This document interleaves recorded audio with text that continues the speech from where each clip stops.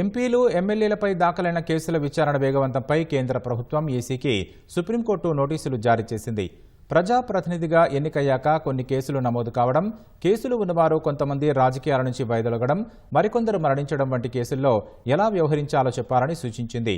3 వారాల్లో కేంద్రం EC counter దాఖలు చేయాలని మధ్యంతర ఆదేశాలిచ్చింది.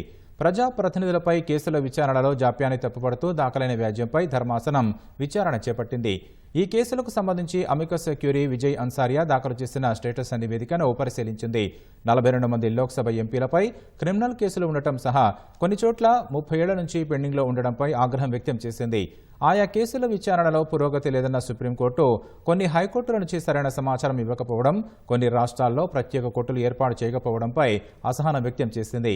ఈ కేసులో ప్రజా ప్రాతినిధ్య చట్టంలోని సెక్షన్ 8, 9తో ముడిపడిన రాజ్యాంగపరమైన కొన్ని అంశాలు ఉన్నాయన్న ధర్మాసనం ఈ విషయంలో అటార్నీ జనరల్ అభిప్రాయం చెప్పాలని కోరింది.